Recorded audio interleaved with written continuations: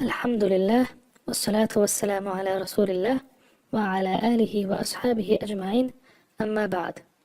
This is lesson number 3 from the 10 lessons which we will be covering. I will try to keep this lesson as simple as I possibly can.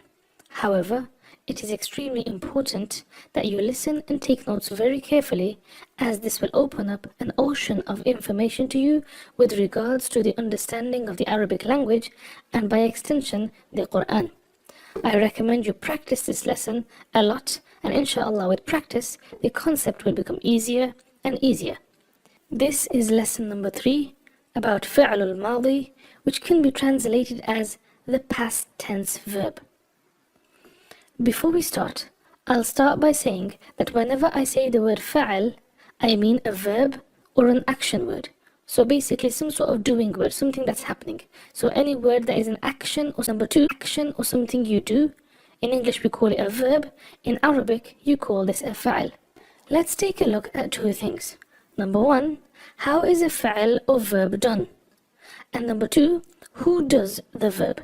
Who does the fa'al? Let's talk about the first one. How is a verb done? Now in English, we have two kinds of verbs. One is an active verb and the other is a passive verb. In simple, an active verb is a verb where the subject is doing the action. For example, France beat Brazil in the final. In this example, what is the verb? What is being done? The verb is beat. Now the question is, who is doing the beating? France is doing the beating. Because France is doing the beating, France becomes a subject and the verb is beat, which is active because France is doing it. Let's say Khalid wrote the book in Arabic. In this example, what is the fi'al? What is the verb? The writing or the wrote, this is the verb. And who is doing the writing? Khalid is doing the writing. Because Khalid is the writer, he is the subject. In this sentence, Khalid is the subject, and this is an active verb because it is actively being done by the subject. Khalid is actively doing or has done the writing in the book. Let's take a look at a passive verb. What is a passive verb? A passive verb is where the subject isn't doing the action, rather the action is being done or they are receiving the action. Let's take a look at the same two examples, but let's see what the difference is. This time, if we were to say Brazil was beaten in the final, Brazil is the subject as before. But Brazil isn't doing the beating. The verb beating, it's being done to them. Brazil was beaten. Now who beat them, we don't know. But what we do know is the verb was done to them. Let's take a look at the second example. The book was written in Arabic. In this example, what is being spoken about? It's the book. So the book is the subject. What is the verb? The fa'al is written. The question is the book doing the writing? No, it's not. It isn't actively doing anything. Rather, the action was done to the book.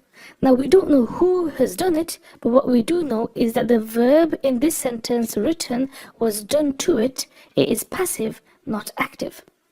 If you can understand that, then you understand the different ways a verb can be used. Either somebody is doing the verb, or the verb is being done to them. In Arabic, if it is an active verb, we call this fa'al ma'ruf. And if it is a passive verb, we call this fa'al majhul. We've now seen how a verb is done. Now let's look at number 2, who does the verb. Let's take a look at a chart that I've created to see the different people that can do an action or a verb. Firstly, when something is being done, it can either be done by male or female. In English, it's either one person or more than one, which we call singular and plural. However, in Arabic, they have singular, dual, and plural. This means you can tell when one person has done something, 2 people have done something, or more than 2 people have done something.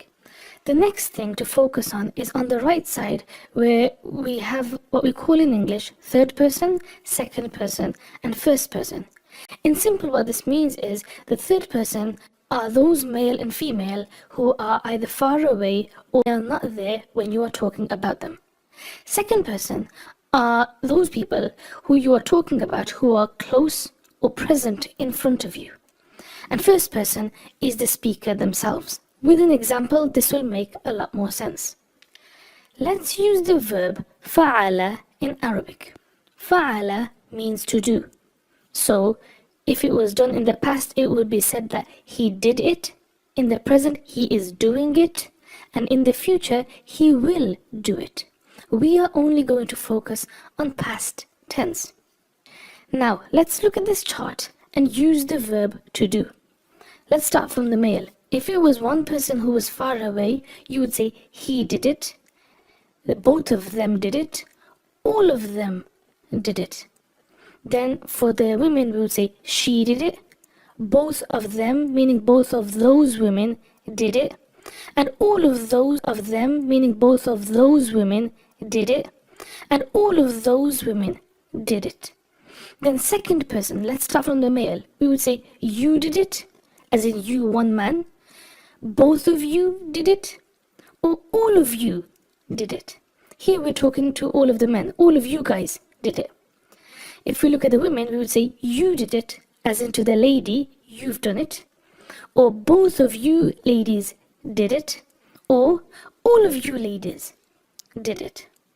Now we come to the first person. There is only two options, either I did it or we did it. These are all of the options that are available when speaking about something that was done in the past. Now in English, this is very simple because we speak the language all the time. So we know how to change from masculine to feminine, from one to two, from far to close. We know how to make the changes in language because we speak all the time. The same is the case in Arabic. If you speak all the time, you can automatically change the words, a little tweak here and there, and you can change it from a man to a woman, from a far to a close, from a first person to a second person with little tweaks. So, to understand that, let's look at the same chart, but let's look at it with Arabic words. We will start with the men, singular, dual, then plural, and then we will move on to the women, singular, dual, and plural. I will start with third person, I will then come closer to second person, and then I will come to first person. I will say the Arabic word, and then the English translation. So let's start from the top. Fa'ala, he did. Fa'ala, both of them did. Fa'alu, all of those guys, all of them did. Fa'alata, both of those ladies did. Fa'alna, all of those ladies did. Fa'alta, you did, meaning towards a male, a close one. Fa'altuma, both of you did. Fa'altum, all of you guys, all of you male did. Fa'alti, you did, but to a lady. Fa'altuma, both of you ladies did.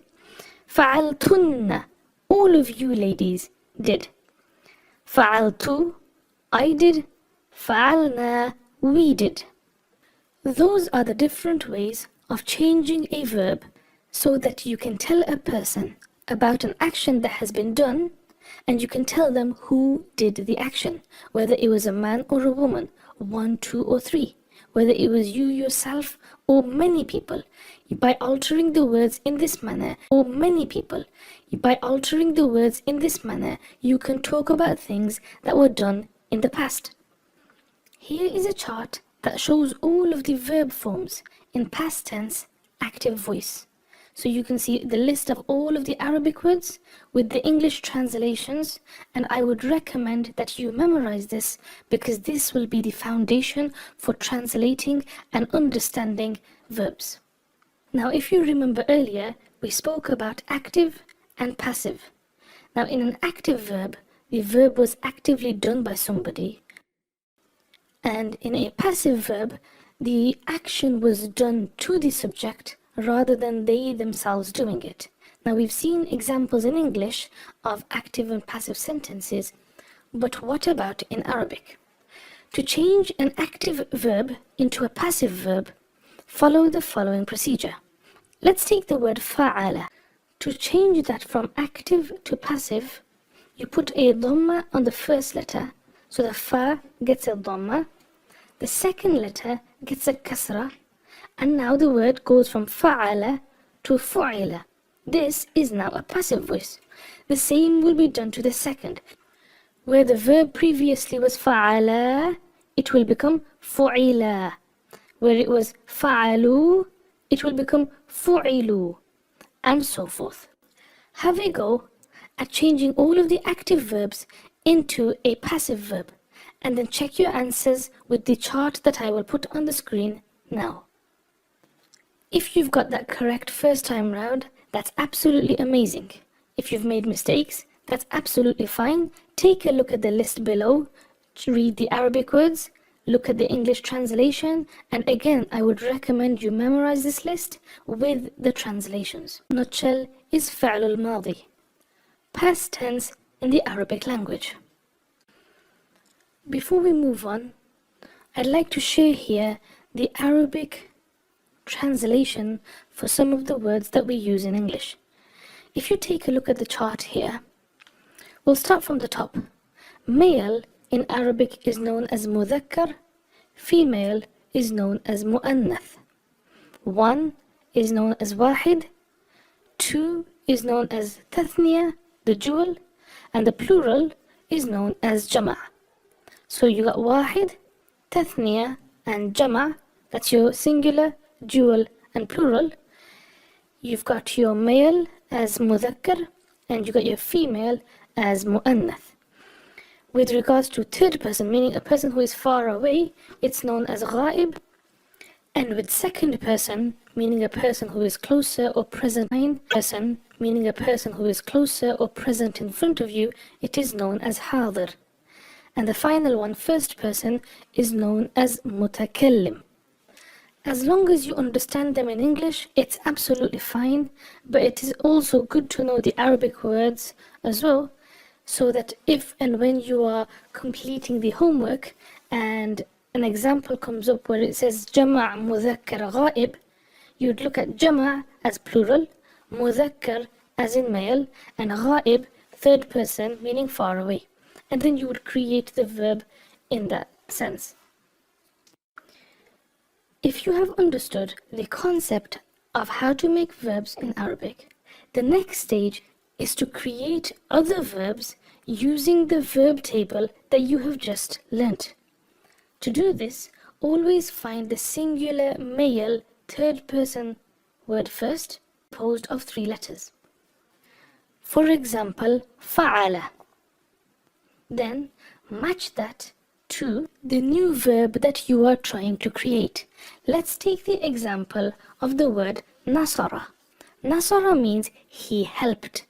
So we put nasara with fa'ala that we've learnt, and then the way we changed fa'ala to fa'ala, fa'alu, to give the meaning of both of them, all of them, etc. In the same way, we would just do the same. So if the verb that was under discussion was about helping, and we wanted to say past tense, we'll start with the male version singular, nasara. Then we would move on, nasara, nasara, nasaru, nasarat, nasarata, nasarna. And all I am doing is I am following the same rhythm as fa'ala in the table before. Whatever meaning, if it was for one woman, 2 women, loads of women, the word nasara would give the same meaning. But obviously this time it would be talking about help. In the Qur'an, there are thousands of examples of verbs in the past tense, which is why this concept is extremely important to understand. I am not going to go through examples in this video, simply to keep this video short and easy to understand.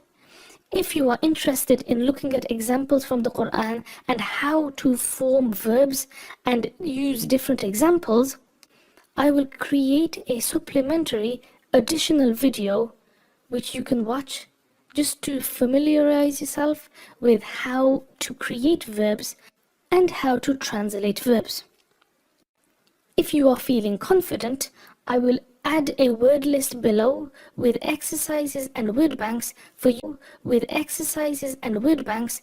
to have a go at different verbs and try and create sentences and words in Arabic, and also translate verbs from Arabic back into English, and the links will be in the description below. If you have any questions, feel free to ask, and inshallah I will try to get back to every single person. I pray this video is of benefit to you. Jazakumullah khair for listening. Assalamu alaikum wa rahmatullahi wa barakatuh.